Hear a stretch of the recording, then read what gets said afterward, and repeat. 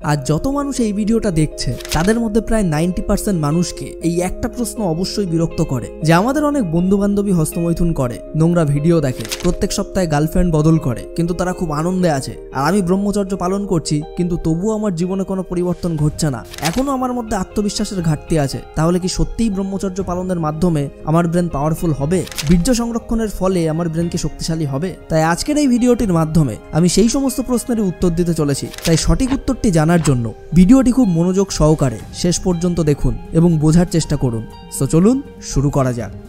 মানুষের ব্রেনের শক্তির কোনো সীমা নেই। মানুষ ছুঁই থেকে শুরু করে চাঁদে যাওয়ার জন্য রকেট পর্যন্ত আবিষ্কার করে ফেলেছে। এর থেকে আপনি হয়তো বুঝতেই পারছেন যে মানুষের ব্রেন কতটা ক্রিয়েটিভ আর কতটা শক্তিশালী হয়। কিন্তু আপনি কি জানেন যে আমাদের ব্রেনের গঠনে লেসিথিন নামক একটি তথ্য খুবই ইম্পর্টেন্ট একটা রোল প্লে করে। আমাদের ব্রেন একটা সুপার কম্পিউটারের থেকেও 30 গুণ বেশি দ্রুতগামী। আমরা সারাদিন প্রচুর পরিমাণে ক্যালকুলেশন করে থাকি। আমাদের ব্রেনে কোটি কোটি চিন্তাভাবনা ঘোরাফেরা করে। শুধুমাত্র 1 সেকেন্ডের 10 ভাগ সময় আমাদের ব্রেন প্রচুর পরিমাণে চিন্তাভাবনা করে থাকে। আর সেই প্রসেসের কারণে আমাদের ব্রেনের বহু সংখ্যক টিস্যু নষ্ট হয়ে যায়। লেসিথিন সেই সমস্ত ড্যামেজ হয়ে যাওয়া টিস্যুকে রিপেয়ার করে এবং নতুন টিস্যু তৈরি করতে সাহায্য করে, যার ফলে আমাদের ব্রেন কোনো রকম রেস্ট ছাড়া ক্লান্ত না হয়ে দিনরাত পরিশ্রম করতে পারে। এর থেকে আপনি হয়তো এটা বুঝতেই পারছেন যে লেসিথিন আমাদের ব্রেনের জন্য আসলে কতটা ইম্পর্টেন্ট।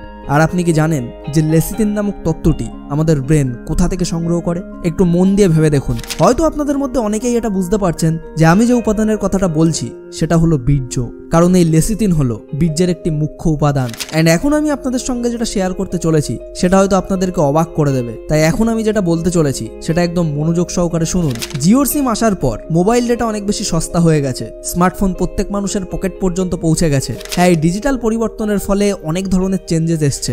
বহু মানুষের ইনকাম সোর্স বেড়েছে, এমপ্লয়মেন্ট পেয়েছে বহু মানুষ। কিন্তু এই ডিজিটালাইজেশনের একটা ডার্ক সাইডও আছে। সস্তার ডেটা আর ইন্টারনেটের কারণে নোংরা ভিডিওর মতো নোংরা জিনিস প্রত্যেক ঘরে ঘরে পৌঁছে গেছে। যে সমস্ত ছোট ছোট বাচ্চারা তাদের রিলেটিভ মানে আঙ্কেল আন্টিদের নাম বলতে পারে না, তাদের হাতেও স্মার্টফোন পৌঁছে গেছে। আর এই কারণে নোংরা ভিডিও নামের রাক্ষসী ছোট ছোট বাচ্চাদের মাথা খারাপ করে দিচ্ছে।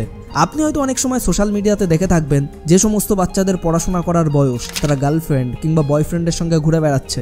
এখন কিন্তু মানুষকে আর নোংরা ভিডিওর কাছে যেতে হয় না, বরং নোংরা video, blue film, porn video নিজেই মানুষের হাতের কাছে চলে এসছে। আর এই নোংরামির শিকার হচ্ছে সেই সমস্ত বাচ্চারা যারা এখনো পর্যন্ত টিনেজেও পৌঁছায়নি। এত ছোট বয়সে যখন বাচ্চাদের পড়াশোনা এবং ক্যারিয়ারে ফোকাস করা উচিত, সেই সময় তারা হস্তমৈথুনের নরকে হারিয়ে যায় আর নিজের সবথেকে মূল্যবান ধাতু বীর্যকে নষ্ট করা শুরু করে দেয়।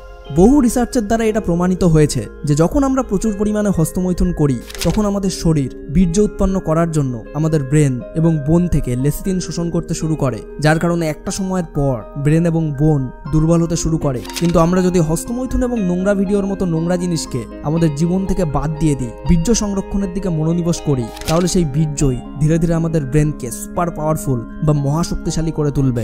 Greek philosopher Socrates, Pythagoras, Aristotle, Chanakya, পানিনির মতো মহান ফিলোসফার, আর্যভট্ট, অ্যালবার্ট আইনস্টাইনের মতো মহান বিজ্ঞানী, কালিদাসের মতন মহান কবি আর স্বামী বিবেকানন্দ হলো সেই মহাপুরুষ যারা বীর্যের ইউনিভার্সাল পাওয়ার সম্পর্কে খুব ভালোভাবেই জানতেন। কিন্তু দুঃখের বিষয় হলো বর্তমানে এমন অনেক ইয়ং জেনারেশন আছে যারা নোংরা ভিডিও দেখে এটা বলে যে ভাই, আমরা তো সেক্সের নলেজ পাওয়ার জন্য নোংরা ভিডিও দেখে থাকি বা পর্ন দেখে থাকি, আমরা হস্তমৈথুন করি না, আমরা শুধুমাত্র কিভাবে ওসব করতে হয় সেই সম্পর্কে জানার জন্যই ওটা দেখি, যাতে আমাদের ফ্রেন্ড সার্কেলের কেউ ওসব না জানার জন্য আমাদের নিয়ে হাসি ঠাট্টা না করতে পারে। কিন্তু ভাই, যারা এমনটা মনে করে তাদেরকে আমি বলবো, তোমরা যে নোংরা ভিডিও দেখো সেটা আসলে অরিজিনাল সেক্সই নয়। আর আমি বিশ্বাস করি যে সেক্স কোনো খারাপ জিনিস নয়, এটা একটা ন্যাচারাল প্রসেস যার মাধ্যমে আমরা আমাদের নেক্সট জেনারেশনকে এগিয়ে নিয়ে যেতে পারি রিপ্রোডাকশনের মাধ্যমে। কিন্তু নোংরা ভিডিও আপনাদের সেক্সের সঠিক নলেজ দেয় না। নোংরা ভিডিও বা ব্লু ফিল্মগুলিতে আপনাদের সেক্সের নামে মিসগাইড করা হয়। আর সব থেকে বড় ব্যাপার হলো ওই নোংরা ভিডিওগুলিতে মেয়েদেরকে একটা ব্যবহার করে মজা নেওয়ার প্রোডাক্ট হিসাবেই দেখানো হয়, যেটা আপনার ব্রেনে ভীষণ খারাপ প্রভাব ফেলে, আপনার জীবনকে একেবারে নষ্ট করে দেয়। আর আপনি মানুন কিংবা নাই মানুন, বেশিরভাগ লোক কিন্তু এই সমস্ত ভিডিও দেখে শুধুমাত্র হস্তমৈথুন করার জন্যই। কিন্তু আপনি এই সেক্স আর হস্তমৈথুনের গোলকধাঁধায় আটকে যাবেন না। শাস্ত্রে 25 বছর বয়স পর্যন্ত ব্রহ্মচর্য পালন করাটা কম্পালসারি বলা হয়েছে। এরপরও আপনি চাইলে 30 বছর বয়স পর্যন্ত ব্রহ্মচর্য পালন করতেই পারেন। অ্যান্ড এরপর যখন আপনার মনে হবে যে আপনি ফ্যামিলি প্ল্যানিং করতে চান, তখনই আপনার ম্যারেজ অ্যান্ড সেক্সের সম্পর্কে চিন্তা ভাবনা করা উচিত। সেক্সের সম্পর্কে আপনি ভরপুর জ্ঞান অর্জন করতে না পারলেও ব্রহ্মচর্য ভরপুরভাবে পালনের মাধ্যমে আপনি আপনার জীবনের গোলকে খুব সহজেই অ্যাচিভ করতে পারবেন। আর একজন সত্যিকারের ব্রহ্মচারীর পক্ষে পৃথিবীর কোনো কাজ করাটাই কিন্তু অসম্ভব নয়। পৃথিবীতে এমন অনেক প্রজাতি আছে যারা জেনে হোক বা না জেনেই ব্রহ্মচর্য পালন করে চলেছে। সেরি জাতির মধ্যে একজন যুবককে বিয়ের আগে 1 বছর পর্যন্ত ব্রহ্মচর্য পালন করতে হয়। এছাড়াও নর্থ ট্রান্সওয়ালের বিহান্ডা প্রজাতি, সিনটেন্স অ্যান্ড স্পার্টান্স প্রজাতিও ব্রহ্মচর্যের পালন করেন। অনেকে হয়তো এটাও ভাবছেন যে আমি তো গভীরভাবে হস্তমৈথুনের নেশায় ডুবে গেছি, আর এখন চাইলেও আমি এর থেকে বাইরে বেরিয়ে আসতে পারবো না।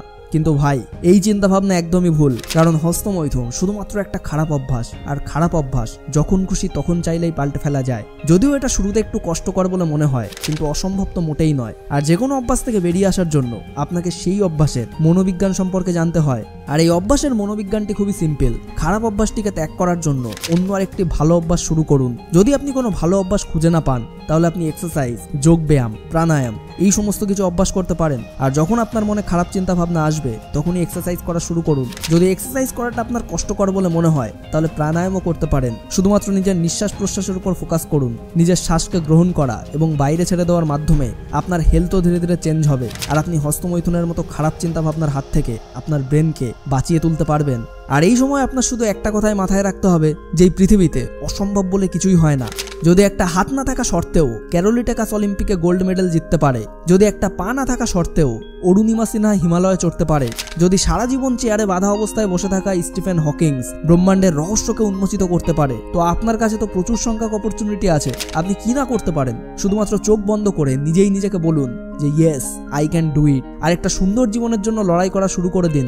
যখন মনে জেতার চেষ্টা আর বড় বড় স্বপ্ন থাকবে, তখন এই সমস্ত নোংরা ভিডিও, হস্তমৈথুন আপনার কোনো ক্ষতিই করতে পারবে না। তো চলুন এখন রেডি হয়ে যান নিজের জীবনকে একটা নতুন পথ দেখানোর জন্য। অ্যান্ড এখনই এই মুহূর্তেই আমাদের কমেন্ট বক্সে ইয়েস আই ক্যান ডু ইট লিখে আমাদের সঙ্গে এই জার্নিতে অংশগ্রহণ করুন। অ্যান্ড আজকের এই ভিডিওটি আপনার লাইফের জন্য একটুও কাজের মনে হলে লাইক করুন, শেয়ার করুন আপনার সেই সমস্ত বন্ধুদের সঙ্গে যারা অনেক চেষ্টার পরেও কিছুতেই এই নোংরা অভ্যাস থেকে বাইরে বেরিয়ে আসতে পারছে না। আর এমনই সমস্ত ইন্সপায়ারিং ভিডিও সবার প্রথমে পাওয়ার জন্য এখনই আমাদের চ্যানেলটিকে সাবস্ক্রাইব করে পাশের বেল আইকনটিকেও প্রেস করে রাখুন। সম্পূর্ণ ভিডিওটি দেখার জন্য আপনাকে অসংখ্য ধন্যবাদ। আপনার সময় অনেক অনেক অনেক ভালো কাটুক।